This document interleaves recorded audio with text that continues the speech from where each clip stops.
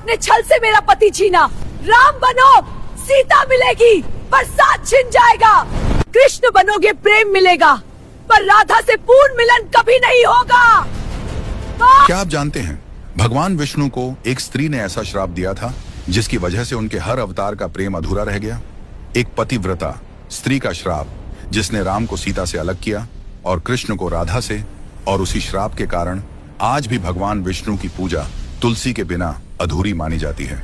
रुकिए, क्योंकि यह कहानी सिर्फ श्राप की नहीं, यह एक स्त्री के टूटे विश्वास, दर्द और दिव्य शक्ति की कहानी है। सृष्टि का समय था, असुरों का अत्याचार बढ़ चुका था। उनमें सबसे शक्तिशाली था जलंधर। जलंधर को अजय बनाती थी उसकी पत्नी वृंदा की पतिव्रता शक्ति। वृंदा का तप, उसकी अटूट श्रद्धा उसके पति के चारों ओर एक दिव्य कवच बनाकर खड़ी थी। देवता युद्ध में हारने लगे, स्वर्ग डगमगाने लगा। तब सभी देवता पहुंचे भगवान विष्णु के पास। भगवान जानते थे, जब तक वृंदा की पतिव्रता भंग नहीं होगी, जलंधर का अंत संभव नहीं। धर्म की रक्षा के लिए उन्होंने एक कठोर निर्णय लिया। उन्होंने जलंधर का रूप धारण किया और वृंदा के सामने प्रकट हुए। वृंदा ने अपने पति को सामने देखा और उसी क्षण उसका तप टूट गया। उधर युद्ध भूमि में जलंधर का कवच नष्ट हुआ और उसका वध हो गया। जब वृंदा को सत्य का आभास हुआ, उसकी आत्मा कांप उठी। जिस भगवान को वह पूजती थी, उन्हीं ने उसकी श्रद्धा को हथियार बना लिया था। उसकी आंखों में आंसू थे, पर आवाज में अग्नि। वह बोली, जैसे आपने छल से मेरा पति छीना, वैसे ही आपका हर अवतार अधूरा रहेगा।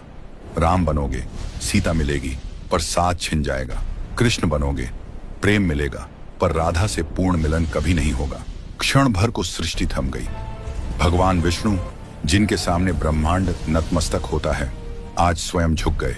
हाथ जोड़कर बोले, माता, तुम्हारा श्राप मेरे लिए दंड नहीं, तपस्या है, क्योंकि भक्ति से बढ़कर मेरे लिए कुछ भी नहीं। वृंदा का हृदय टूट चुका था। उसने अपने शरीर का त्याग कर दिया।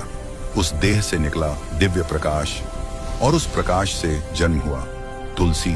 तुलसी जो केवल एक पौधा नहीं, एक स्त्री की आस्था, पीड़ा और सत्य का प्रतीक है। भगवान विष्णु ने वचन दिया, जहां जहां मेरी पूजा होगी, वहां तुम्हारा स्थान सबसे ऊंचा होगा।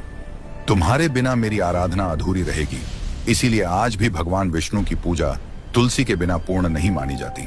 और शायद इसीलिए उनके हर अवतार में प्रेम तो मिला, पर पूर्ण मिलन नहीं। तो कमेंट में लिखिए, जय मां तुलसी।